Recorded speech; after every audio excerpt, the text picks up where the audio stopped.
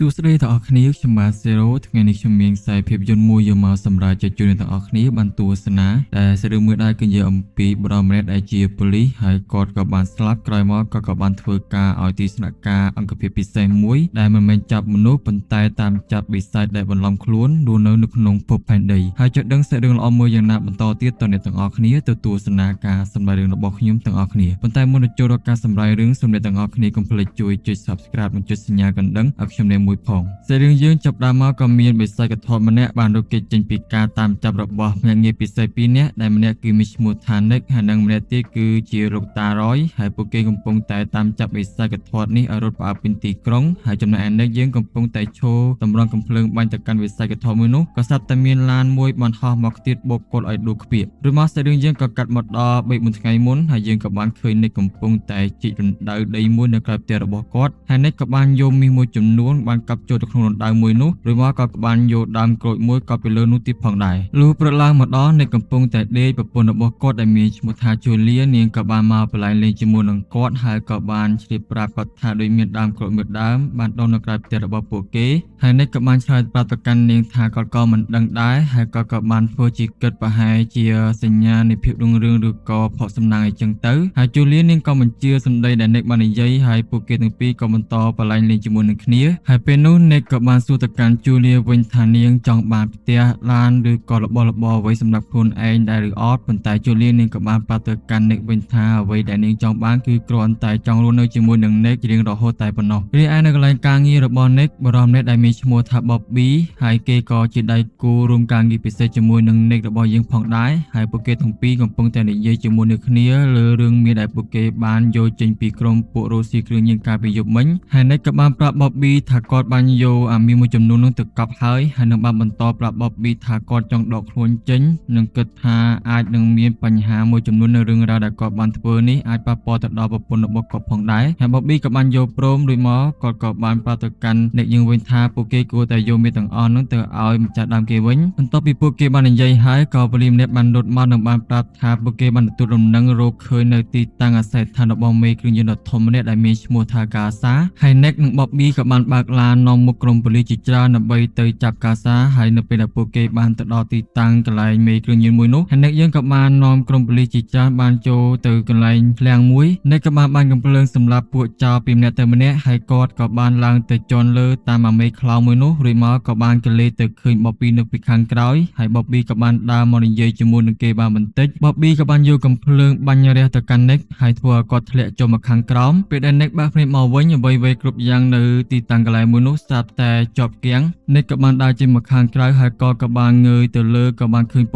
ពកខ្មៅគួចនៅលើមេឃហើយNickយើងក៏បានហោះអណ្ដែតចូលទៅក្នុងប្រហោងនៃពពកខ្មៅមួយនោះហើយក៏បានឃើញមានខ្មោចជាច្រើនបានហោះអណ្ដែតចូលទៅក្នុងប្រហោងពពកមួយនោះផងដែរប៉ុន្តែមួយប្រពេចភ្នែកមកNickយើងក៏បានទៅអង្គុយក្នុង office ទល់មុខជាមួយនឹងនារីម្នាក់ដែលគេហៅថា Proctor ហើយនេះគឺជាអ្នកដឹកនាំនៅក្នុងអង្គភាពទីស្នាក់ការពិសេសមួយដែលគេហៅថា Rest in Peace Department ឬក៏ហៅកាត់ថា RIPD ហើយ Proctor មកទីនេះដើម្បីតែជួយNickរបស់យើងហើយនាងក៏បានដឹងថាNickរបស់យើងគឺធ្លាប់ជាប៉ូលីសដែលមិនល្អចូលដៃជាមួយនឹងប៉ូលីសដទៃលួចមាសហើយនាងនឹងដាក់ទោសNickឲ្យចូលបម្រើការឲ្យអង្គភាពពិសេស RIPD រយៈពេល100ឆ្នាំតាមចាប់បិសាចដែលបន្លំខ្លួនរស់នៅក្នុងភពផែនដីដែលគេហៅថា Dedos ហើយបន្ទាប់ពីNickបានឆ្លើយយកព្រមហើយទូងរបស់គេក៏មានផុសឡើងនៅ logo អង្គភាព RIPD រួចមក Proctor នេះក៏បាននាំNickយើងដើរទៅដល់គុកដែលដាក់ពួកបិសាច Dedos ហើយបន្ទាប់មកពួកគេក៏បានដើរទៅដល់ការិយាល័យធំរបស់អង្គភាព RIPD ហើយពេលនោះNickក៏បានឃើញបិសាច Dedos ម្នាក់កំពុងតែវាយជាមួយប៉ូលីសនិងបំរុងចង់រួចចេញពីទីនោះក៏ស្រាប់តែលោកតារយបានចេញមកក៏បានបាញ់វារំលាយព្រលឹងសាប់បាត់ទៅ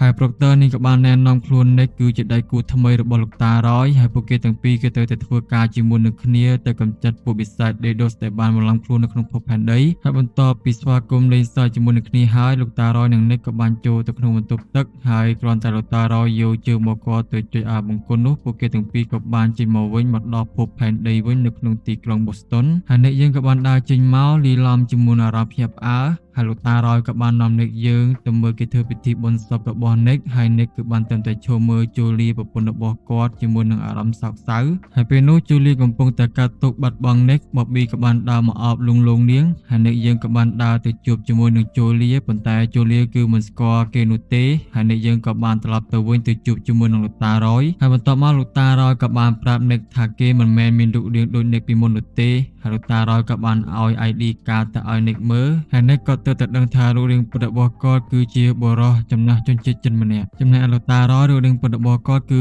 ជាកញ្ញាស្អាតស៊ីម្នាក់រីឯនៅក្នុងឡានលោកតារយកំពុងតែអួតប្រាប់និកយើងថាគាត់បើកឡានស្ទាត់ជំនាញអីចឹងទៅប៉ុន្តែកន្លែងតែនិយាយអួតប្រាប់និករបស់យើងភ្លេចមើលមុខក៏ប៊ីទៅបុកគេកំពុងតែដើរទៅលើផ្លូវប៉ុន្តែសំណាងល្អគាត់ក៏បានជាប់ប្រាំងទាន់ហើយពួកគេទាំងពីរក៏ឆ្លៀតបន្តនិយាយលក់លេងជាមួយនឹងគ្នានៅក្នុងឡានលុះពេលយប់មកដល់លោកតារយក៏បាននាំនិកយើងទៅចាប់បិសាចដេដូសម្នាក់ដែលបានលាក់ខ្លួននៅក្នុងអគារមួយនេះហើយពួកគេទាំងពីរក៏បានដើរចូលទៅក្នុងអគារមួយនោះហើយនឹងបានជាចណ្ដាលយន្តទៅជាន់ខាងលើលោកតារយក៏បានឲ្យគ្រាប់កំភ្លើងពិសេសទៅកាន់និករបស់យើងដើម្បីទុកទៅកម្ចាត់ពួកបិសាចដេដូនោះផងដែរហើយមកដល់ជាន់ខាងលើពួកគេទាំងពីរក៏បានទៅគោះទ្វារបន្ទប់បរិសម្នាក់ហើយពេលដែលបរិសម្នាក់នោះបើកទ្វារមកក៏បានឃើញមាននារីសុស្អាតម្នាក់ហើយនឹងបរិសចំណាស់ម្នាក់កំពុងតែឈរនៅទល់មុខទ្វាររបស់គេហើយលោកតារយដែលជានារីស្អាតនេះក៏បានកុហកនិយាយប្រាប់ថាពួកគេទាំងពីរនេះមកទីនេះដើម្បីតែចង់សួរនាំពីសុខភាពរបស់គាត់អញ្ចឹងទៅហើយបរិសម្នាក់នោះក៏បានអញ្ជើញពួកគេទាំងពីរចូលទៅក្នុងបន្ទប់រួចមកលោកតារយក៏បានចាប់ផ្ដើមយកអាម្ហូបរបស់គាត់លាយឡំគ្នាបែកវល់នឹងយកទៅហូបបណ្ដើរហើយនិករបស់យើងក៏បានសួរទៅកាន់បរិសម្នាក់នោះបណ្ដើរហើយចុងក្រោយបរិសម្នាក់នោះគឺទ្រាំមិនបានដោយសារតែឃើញលោកតារយហូបកក្រិចពេកគេក៏បានប្រែកាយទៅជាអបិសាចដេដូសមាត់រហែកប្រវែងណានៃនឹងមានម្រាមដៃព្រែកចេញមក4-10ហើយនិកក៏បានយកខ្នោះដៃទៅដាក់ដៃបិសាចដេដូសមួយនោះប៉ុន្តែវាក៏នៅសល់ម្ដាយមកខាងទៀតវាបានទាញទូទឹកកកគប់កវិញទៅកាន់និកហើយនឹងលោកតារយហើយបន្ទាប់មកនិកយើងក៏បានយកខ្នោះដៃទៅដាក់វាបានសម្រេចប៉ុន្តែបិសាចដេដូសនឹងវាក៏បានផ្ដាច់ដៃខ្លួនវាចោលនិងបានរុកគេចចាក់ចេញពីទីនោះបាត់ទៅហើយនិកនិងលោកតារយក៏បានរត់ទៅដេញចាប់វាតាមពីក្រោយផងដែរហើយរីឯបិសាចដេដូសនេះវាក៏បានរត់បណ្ដើរយកមាសទម្លាក់ដាក់ចូលមាត់វាបណ្ដើរហើយក៏បានលូតផ្លោះពីលើអគារចូលមកខាងក្រោមឬមកលោកតារយនិងនិកក៏បានលូតចូលទម្លាក់ខ្លួនមកខាងក្រោមផងដែរហើយលោកតារយក៏បានយកកំភ្លើងភ្ជង់ទៅកាន់វាហើយនិកយើងក៏បានទៅវាយវាពីបេះដៃហើយវាក៏បានខ្ជាក់មាសចេញមកខាងក្រៅវិញរីមកនិករបស់យើងក៏បានកិលេសទៅឆ្ងល់លើមាសមួយនោះគាត់ក៏បានរើសវាមកមើលហើយគាត់ក៏បានសង្ស័យថាមាសទាំងអស់នោះដូចជាមាសដែលគាត់ធ្លាប់បានលួចជាមួយនឹងបប៊ីកាលដែលគាត់នៅរស់រួចមកក៏ស្ដាប់តែបិសាចដេដូនោះវាក៏ចង់ហក់មកលើគាត់តែសំណាងល្អលោកតារយក៏បានបាញ់កំភ្លើងសម្រាប់រលាយព្រលឹងវាទៅបាត់ទៅហើយលោកតារយក៏បានដើរមកថាឲ្យអ្នករបស់យើងដែលធ្វើការមិនបានល្អកន្លែងទៅគិតទៅលើមាសហើយអ្នកយើងក៏បានខឹងក៏បានបោះលោកតារយទៅបុកជាមួយនឹងឡានក្រុងហើយក៏បានធ្លាក់មកត្រូវឡានក្រុងកិនថែមទៀតប៉ុន្តែលោកតារយក៏មិនខ្វល់បែរទៅជាខ្វល់អាមួកសំណត់ចិត្តរបស់គាត់បានហោះចោលគាត់បាត់ត្រឡប់មកដល់ការិយាល័យអង្គភាព RIPD វិញលោកតារយក៏បានខឹងរអ៊ូដាក់និករបស់យើងដែលធ្វើឲ្យមួករបស់គាត់បាត់ហើយក៏លេចទៅមើលនៅក្នុងការិយាល័យអង្គភាព RIPD វិញលោកតារយក៏បានគិតថាដូចជាមានភាពឆោឡោរួចមកក៏មានប៉ូលីស2នាក់បានដើរមកប្រាប់ពួកគេថាមានពួកបិសាចដូចជាច្រើនបន្ថែមទៀតនៅក្នុងទីក្រុង Boston កាលពីសប្តាហ៍មុនរួចមកប្រកតនេះក៏បានដើរមកប្រាប់ប៉ូលីសទាំងពីរនាក់នោះឲ្យឈប់និយាយទៅធ្វើការរបស់គេវិញទៅលោកតារយក៏បានឆ្លៀតឆ្លួគ្នាជាមួយនឹងប្រកតបានបន្តិចហើយគាត់ក៏បានបញ្ញាប់ជួយនិករបស់យើងទៅយកមាសដាក់ចូលទៅក្នុងកន្លែងដែលសារមាសដែលមានសុវត្ថិភាពបំផុតនៅក្នុងអង្គភាព RIPD បន្ទាប់ពីយកមាសទៅទុកដាក់ហើយអ្នកយើងក៏កំពុងតែខ្វល់ខ្វាយក្រោយពីបានយកមាសចេញពីបិសាចដេដូនោះហើយគាត់ក៏បានគិតថាអាចនឹងមានរឿងរ៉ាវលាក់បាំងនៅពីក្រោយរឿងរ៉ាវមាននឹងថែមទៀតហើយអ្នកយើងក៏ចង់ឲ្យលោកតារយជួយគាត់តាមដានរឿងនៅពីក្រោយមាននឹងផងដែរបន្ទាប់មកលោកតារយក៏បាននាំអ្នកយើង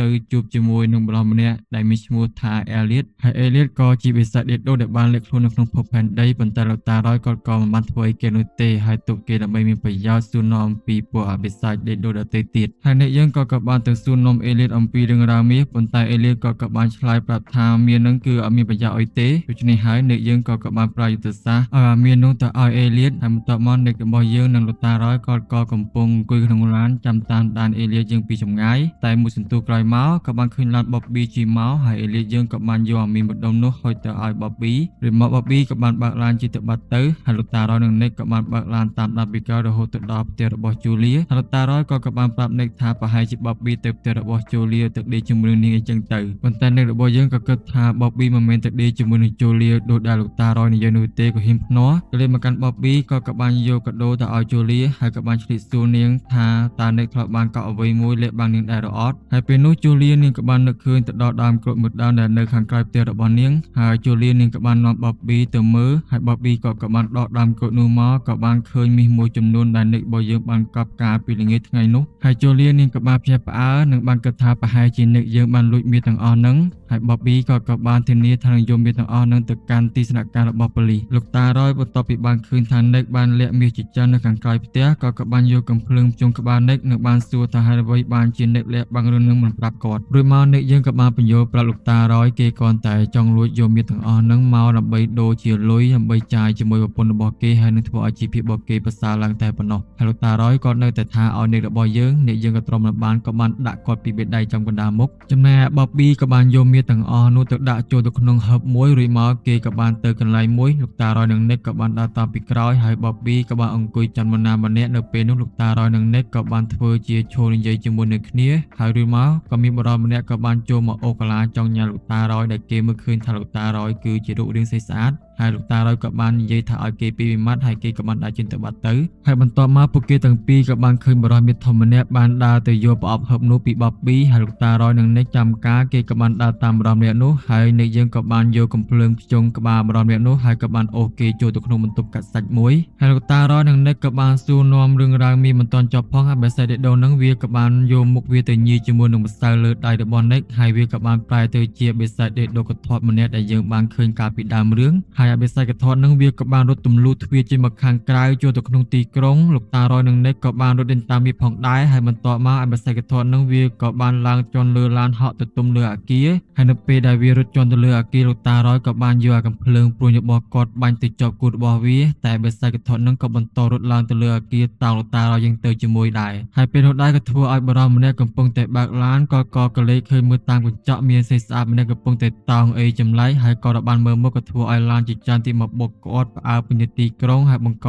ជាគ្រោះថ្នាក់ចរាចរណ៍ចំណែកឯ Nick យើងកំពុងតែឈប់ជុំកំភ្លើងរោបាញ់ឲ្យបេសែកកធាត់នោះក៏ស្រាប់តែមានឡានមួយហោះខ្ទាតមកបុកគាត់ឲ្យដួលខ្ពាក់នឹងដីហើយក៏មានមនុស្សម្នាជាច្រើនមកមើលគាត់ហើយបេសែកកធាត់នេះក៏បានហក់ជន់ពីអគារមួយទៅអគារមួយរួចមកវាក៏បានទៅបុកទម្លុះជញ្ជាំងកញ្ចក់មួយចូលទៅក្នុងអគារមួយនោះព្រមទាំងលោកតារយយើងទៅជាមួយនឹងដែរហើយពួកអ្នកធ្វើការទាំងអស់នេះក៏បានឃើញសេះស្អាតដែលជាលោកតារយហើយក៏បានមើលយ៉ាងផ្លឹករីឯបេសែកកធាត់នេះវាកំពុងតែព្យាយាមហែកទម្លុះចណ្ដាលយន្តចំណែក Nick របស់យើងក៏បានរត់មកមើលនៅចណ្ដាលយើងក៏បានឃើញបេសែកកធាត់វាកំពុងតែលុតចុះមកខាងក្រោមហើយ Nick យើងក៏បានយកកំភ្លើងបាញ់ផ្ដាច់អាខ្សែចណ្ដាលយន្តមួយនោះហើយវាក៏បានឡើងទៅខាងលើវិញនិងបានបោះពួរយ៉ាងលឿននាំពួកគេទាំងអស់គ្នានឹងទៅបុកទម្លុះអគារហោះទៅខាងលើហើយក៏បានធ្លាក់មកវិញហើយចុងក្រោយលោកតារយនិង Nick បានតែប្រអប់ហឹបមាសមួយនេះហើយក៏បានធ្វើឲ្យបេសែកកធាត់វារត់គេចចាក់ចេញបាត់ទៅហើយពួកគេទាំងពីរនាក់ក៏បានវិលត្រឡប់មកកាន់ទីស្នាក់ការអង្គភាព RIPD វិញក៏ត្រូវបានប្រឹកផ្ទាល់ថាឲ្យពួកគេធ្វើបេសកកម្មបរាជ័យហើយថែមទាំងធ្វើឲ្យមនុស្សបានមើលឃើញពួកបិសាចដេដូនឹងទៀតឬមកប៉ូទ័រនាងក៏បាននាំពួកគេមកកាន់បន្ទប់ Internal Affairs ដែលជាកន្លែងដែលទៅដាក់ពិន័យពួកគេទាំងពីរនាក់ប៉ុន្តែពេលនោះដែរប៉ូទ័រនាងមិនបានដាក់ទោសពួកគេទេបែរជាប្រាប់ពួកគេនៅរឿងរ៉ាវមាសដែលពួកគេបានស៊ើបអង្កេតវាគឺមិនមែនជាមាសធម្ម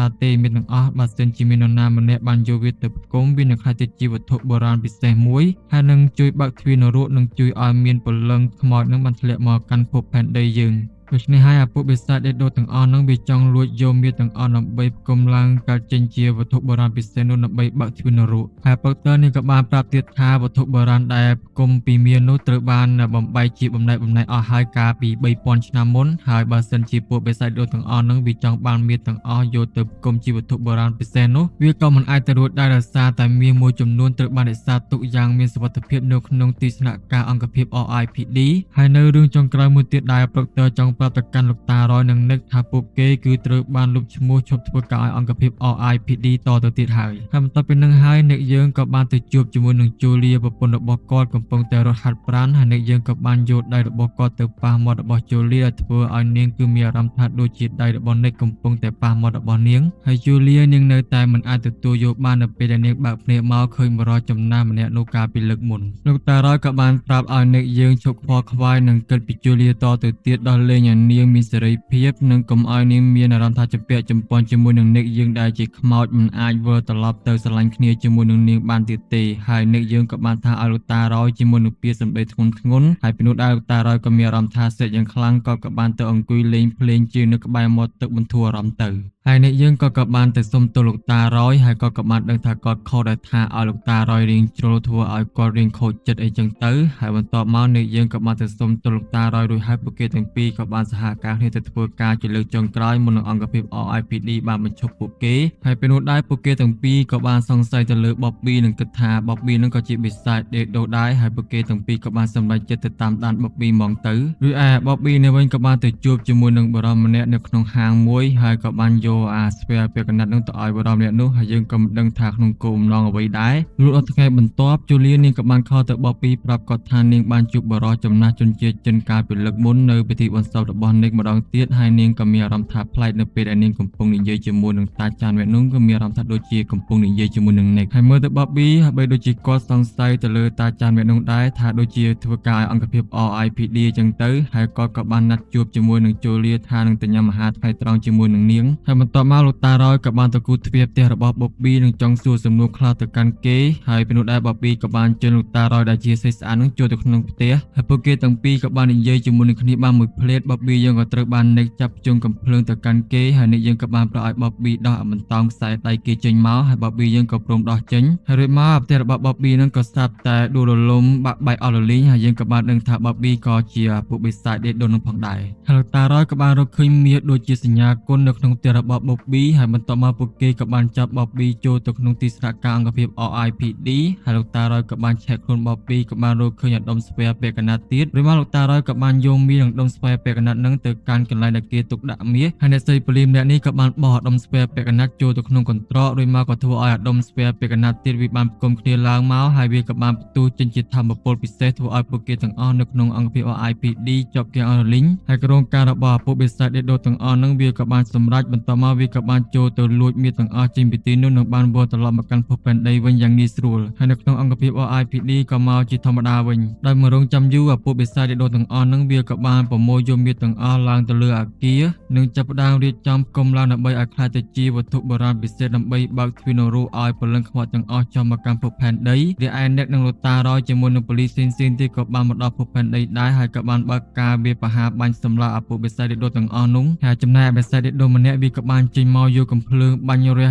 យកទៅកាន់ក្រុមប៉ូលីសរបស់លោកតារយហើយនឹងនិកហើយបន្ទាប់មកវាក៏បានអស់គ្រាប់ក៏សង្ងំខ្លួនក្បែរឡានមួយតែចុងក្រោយពួកវាក៏ត្រូវបានលោកតារយនិងនិកបាញ់រលាយព្រលឹងវាស្លាប់បាត់ទៅរីឯនៅក្នុងទីក្រុងកំពុងតែវឹកវរចលាចលដោយសារតែមានផតថគួចបំផ្លាញអគារពីពេញនឹងហើយនិកយើងក៏បានបើកឡានយ៉ាងស្ទាត់ជំនាញគេចចេញពីក្រុមពួកបិសាចដេកដូដែលបានជិះឡានដេញគេហើយនឹងបានគេចចេញពីការបាក់ស្រុកអគារនៅក្បែរនោះបានជោគជ័យផងដែរចំណែក Bobby កំពុងតែឈររងចាំយកជូលីពីកូនចៅរបស់គាត់ហើយពីនោះដែរជូលីមកដល់ក៏បានយកអាម្សៅញីមុខរបស់គាត់ហើយក៏បានផ្លែខ្លាយទៅជាបិសាចដេកដូមកអាក្រក់ហើយអ្នកផ្សាយព័ត៌មាននេះកំពុងតែផ្សាយថាមានពួកបិសាចនៅក្នុងភពផែនដីយើងក៏ស្រាប់តែមានឡានមួយហោះមកបុកកន្ទុំរួយគេធ្លាក់បាត់អ្នកនឹងលោកតារយកំពុងតែបើកឡានក៏បានឃើញអាបិសាចដេកដូកធាត់កាលពីលើកមុនវាចេញមកហើយអ្នកយើងក៏បានបើកឡានបុកវាប៉ុន្តែវាតោងនៅជាប់មុខឡានព្រមទាំងមានអាបិសាចដេកដូផ្សេងៗទៀតវាក៏បានតោងឡានពួកគេដែរហើយអ្នកយើងក៏បានបើកឡានគៀពួកវាឲ្យខ្ទាតចេញអស់ទៅតែនៅសល់តែអាបិសាចកធាត់មួយនេះហើយពេលឡានឈប់អ្នកនឹងលោកតារយក៏បានយកកំភ្លើង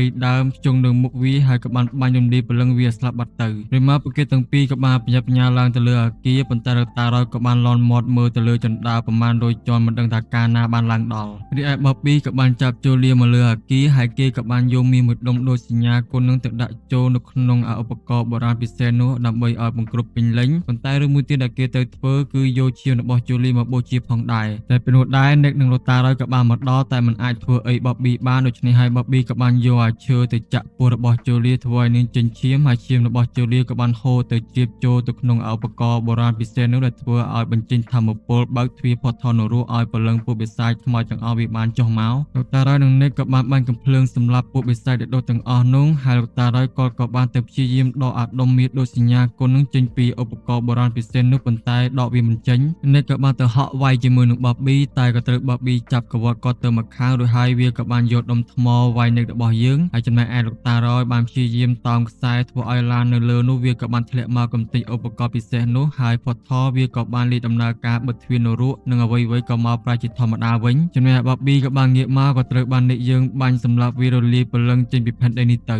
រីឯ Julia កំពុងតែទៅដកខ្យល់រួចមកក៏បានស្លាប់តែនៅពេលនាងស្លាប់នោះអ្វីៗវាក៏បានជាប់គាំងដូចដែលការ Nick យើងទើបតែស្លាប់លើកដំបូង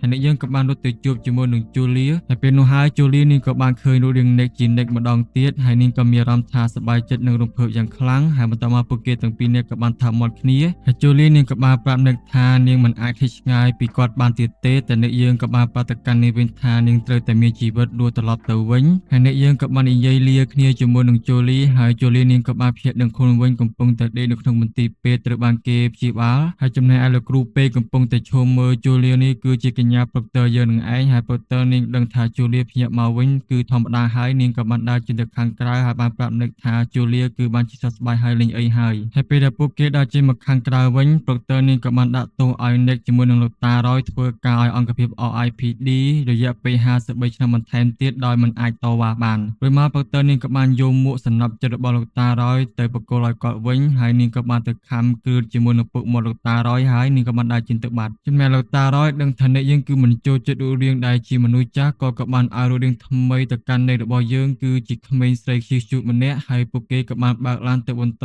កិច្ចការងាររបស់ពួកគេនៅក្នុងទីក្រុងនឹងបន្តទៀតទៅហើយសេរីយើងក៏ចប់ត្រឹមតែប៉ុណ្ណេះអរគុណអ្នកទាំងអស់គ្នាសម្រាប់ការចូលទស្សនាហើយសង្ឃឹមថាអ្នកទាំងអស់គ្នានឹងចូលចិត្តរឿងមួយនេះហើយអ្នកទាំងអស់គ្នាកុំភ្លេចជួយចុច Subscribe និងចុចសញ្ញាកណ្ដឹងឲ្យខ្ញុំអ្នកមួយទៀតផងហើយជួបខ្ញុំជាមួយនឹងការសម្ដែងរឿងនៅវីដេអូក្រោយៗទៀតសូមអរគុណ